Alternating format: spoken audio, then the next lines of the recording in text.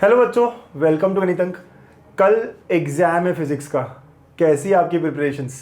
अब देखो, पढ़ाई तो एक जगह है, लेकिन पेपर सॉल्व कैसे करना है, टाइम मैनेज कैसे करेंगे, पेपर छूटना नहीं चाहिए, राइट? सो लेट्स सी कि मैम क्या कहना चाहती है आपको टाइम मैनेजमेंट को लेकर। कई बार हमारे मन में होता है कि एक्स्ट्रा क्वेश्चन पहले करूँ बाद में करूँ, तो इन सारे सवालों के आंसर हम मैम से लेंगे। जो जानते नहीं बच्चे, फिर से बता दूँ कि we have Jayashree Patil ma'am, FC college में पढ़ाते हैं, बहुत सालों से पढ़ा रहे हैं, एग्जामिनर रह चुके हैं, मॉडरेशन बहुत बार कर चुके हैं, राइट? सो लेट्स सी कि मैम का क्या कहना है। मैम, यही प्रॉब्लम है कि कल पेपर है एंड बच्चे, आपको पता है कि स्टार्टिंग में बहुत आराम से लिखते हैं, बहुत आराम से, और टाइम चला जाता है, फिर पता ही नहीं चलता कि कब मेरा टाइम बहुत सारा चला गया और फिर पेपर छूट जाता है।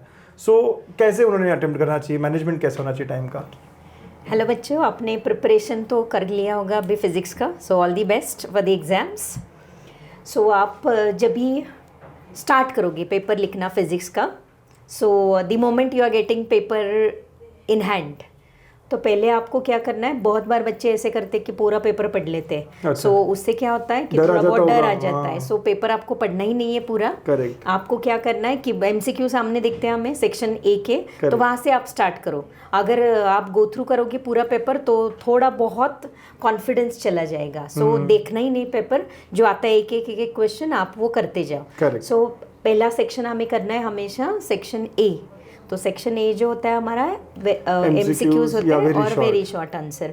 तो उसमें 7+3 का पैटर्न होता है, 8+2 का, सॉरी 7+3 और नीचे 6+2, मतलब थियोरेटिकल और न्यूमेरिकल। 5 न्यूमेरिकल आते हैं बेसिकली। हाँ, टोटल मिला के। ओके। सो वहाँ पे आपको एमसीक्यू और वेरी शॉर्ट आंसर आपको फर्स्ट हाफ एन आवर में ही करना है। अच्छा। तो अगर आप थोड़ा सा मतलब टाइम लगाओगे, सो मेनी थिंग्स विल लेव बिहाइंड।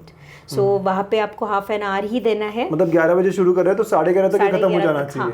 एट दी मोस्ट 11:35 तक, उससे ज्यादा नहीं। और अगर छूट रहा है कुछ तो भी, तो आप ब्लैंक छोड़ दो वहाँ पे। वेरी शॉर्ट आंसर जो होते हैं वो 1 वर्ड भी हो सकते हैं क्या? राइट, 1 वर्ड होता है, 1 या फिर सिंबल भी हो सकता है उसका। तो उतना ही लिखना है ना, उसके आगे कुछ लिखने की जरूरत नहीं है। और अगर न्यूमेरिकल आता है तो न्यूमेरिकल डायरेक्ट आंसर भी लिख सकते हो आप in very short answer. So it will save your time.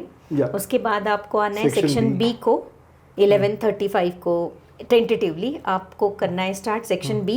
Okay. 8 करने होते हैं ना इनको? 8 करने होते हैं उसमें। सिर्फ अगेन 7+5 पैटर्न होता है वहाँ पे, 7 थ्योरी 5 न्यूमेरिकल्स। तो आपका न्यूमेरिकल हैंड अच्छा होगा तो आई सजेस्ट न्यूमेरिकल्स आप कर लो। यस। प्रोवाइडेड फाइनल आंसर भी करेक्ट होना चाहिए as per the log calculations, because board is insisting log.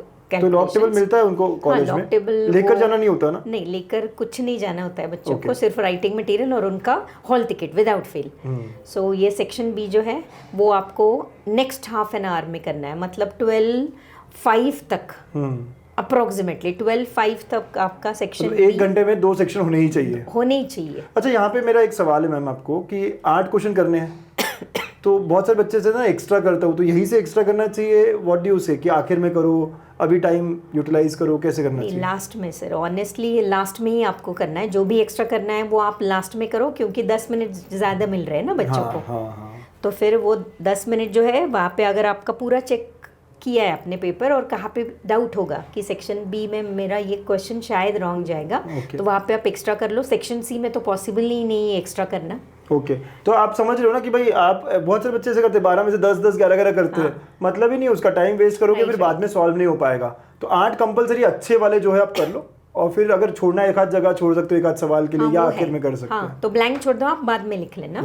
And suggest यही करती हूँ मैं हमेशा कि सेक्शन बी के बाद आप सेक्शन डी को जाओ। अच्छा। क्योंकि सेक्शन सी जो है ना उसको पूरा 1 आवर देना पड़ता है। सो सेक्शन डी कैसे होता है, 2+2 पैटर्न के 4 के होते हैं, लेकिन 2-2 के छोटे छोटे। 2-2 के भी छोटे छोटे होते हैं, तो उसमें 3 ही अटेम्प्ट करने हैं ना। आउट ऑफ 5 3 करने हैं। 2+2 अगर कर लेते हो आप तो वो सेव हो जाता है। तो आपके हिसाब से सीक्वेंस चेंज कर लो सेक्शन थोड़ा सा, लेकिन ऐसे नहीं चल सकता कि बी का एक लिख लिया फिर सी का एक लिख लिया। आप सेक्शन वाइज पूरा लिखना है आपको। अच्छा, सही है। तो फिर डी सेक्शन आप कर लेते हो नेक्स्ट हाफ एन आवर, मतलब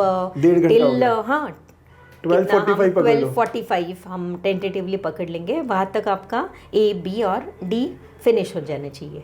और जहाँ पे भी डाउट है आप ब्लैंक छोड़ दो एंड लास्ट में आप सी को जा सकते हो, क्योंकि लेंदी होता है, बहुत सारे डेरिवेशंस होते हैं, न्यूमेरिकल्स भी होते हैं, 8 करने होते हैं आउट हाँ ऑफ 12। उसमें भी 8 है। सो फिर आप अगर सब थियरी करने जाओगे तो 1 आवर में तो नहीं कंप्लीट होने वाला है, तो यहाँ पे न्यूमेरिकल्स थोड़े बहुत करनी ही होंगे हमें। सो सेक्शन सी का आप 1 आवर में कंप्लीट कर सकते हो, और ये सब हो जाने के बाद आपके पास बचते हैं एक्स्ट्रा 10 मिनट 10 तो मिनट। बनेंगे। सो एक्स्ट्रा 10 मिनट जो होते हैं that you can utilise for checking कि आपका कुछ MCQ कहाँ पे रह गया, या फिर कुछ न्यूमेरिकल का आपको डाउट है, कहीं एक्स्ट्रा करना हो अगर। हाँ एक्स्ट्रा अगर करना हो तो एक्स्ट्रा कभी करते हैं बच्चे कि अगर कॉन्फिडेंस नहीं होगा तो। एक सवाल है, कल का पेपर इजी आने वाला है क्या? पेपर जो है वो इजी रहता है, लेकिन क्या होता है कि फिजिक्स का ही थोड़ा सा प्रेशर होता है, एंड वंस फिजिक्स का पेपर हो जाता है सो बच्चे रिलैक्स हो जाते हैं, लेकिन आएगा फिजिक्स का इजी आएगा। आप सब अच्छा कर पाओगे ना, मैम ने बहुत गाइड कर दिया ऑलरेडी आपको, बट आई एम श्योर आप सबने देखा होगा, मैम का सब चीज़ें सुने होगी, बस करके जाओ जो मैम ने बोला है, right. So all the very best बच्चा लोग, टाइम अच्छे से मैनेज करो, पहले मिनट से ठीक से लिखो, ऐसा नहीं कि बहुत आराम से लिख रहे हो और फिर बाद में रश हो रहा है, ठीक है? यही हम कहना चाह रहे थे इस वीडियो में। तो ऑल द वेरी बेस्ट, कल आप मचाओगे। Bye bye, take care, bye.